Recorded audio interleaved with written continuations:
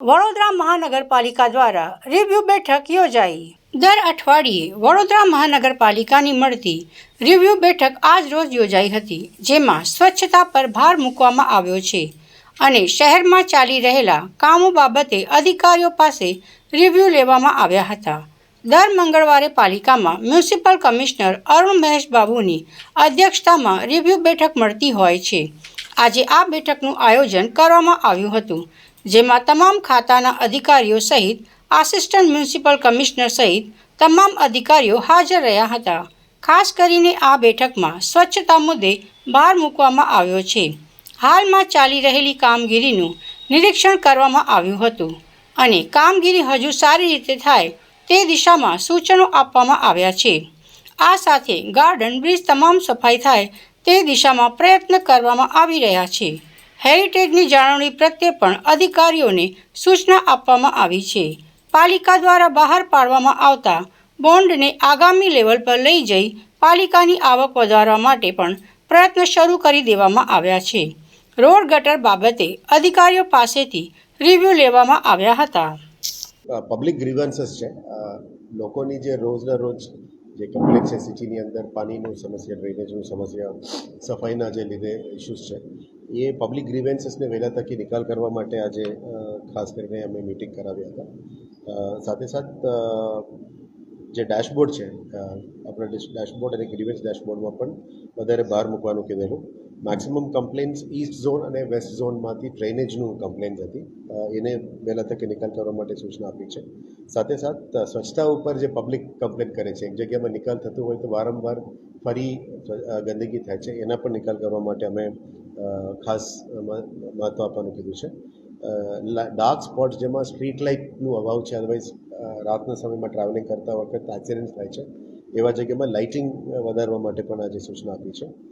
Building projects દ્વારા આવનારા દિવસોમાં જે અલગ અલગ સ્પોર્ટ્સ કોમ્પ્લેક્સીસ, અલગ અલગ ઓડિટોરિયમ્સ, અલગ અલગ યોગ સેન્ટર્સ, આપણા પબ્લિક સ્પેસીસ બધા જે બજેટમાં નક્કી કરેલી હતી એનું ડિઝાઇન્સને આગળ લઈ જવા માટે, એસ્ટિમેટ્સ સુધી લાવવા માટે અમે સૂચના આપી છે. એમાં ખાસ કરીને જે પબ્લિક યુટિલિટી માટે ઓડિટોરિયમ છે, નાગરગૃહ છે, લાઇબ્રેરીઝ છે, યોગ સેન્ટર્સ છે અને સ્પોર્ટ્સમાં જે પણ અપગ્રેડેશન્સ છે, માંજલપુર અને સમા સ્પોર્ટ્સ કોમ્પ્લેક્સીસમાં જે એથ્લેટિક ટ્રેક ચેન્જ કરવાની જે પેન્ડિંગ હતી એ બધાને આગળ લઈ જવા માટે આજે અત્યારે નિર્ણય લઈને એને એસ્ટિમેટ ટેન્ડર સ્ટેજ સુધી લઈ જવા માટે નક્કી કર્યું છે. હેરિટેજ સ્ટ્રક્ચર્સમાં લાલકોટ અને જુદા જુદા સ્ટ્રક્ચર્સમાં પણ કામગીરી કરવાનું શરૂ કરી છે. હેરિટેજ સ્ક્વેર બનાવવા માટે પણ પ્લાન શરૂ કરી દેવામાં આવી છે.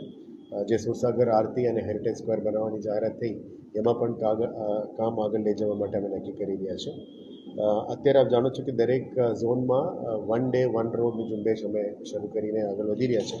આનાથી સાફ સફાઈ ઉપર ખાસ ધ્યાન મૂકવામાં આવ્યું છે. ખાસ કરીને સાઉથ ઝોનમાં 69 ક્લોઝ ટુ 70 રોડ્સ અત્યારે સફાઈ ઝુંબેશ પૂરું કર્યું છે. વેસ્ટ ઝોનમાં 35 રોડ્સ કર્યા છે, ઈસ્ટ ઝોનમાં 19 રોડ કર્યા છે અને નોર્થ ઝોનમાં 16 રોડ્સ કર્યા છે.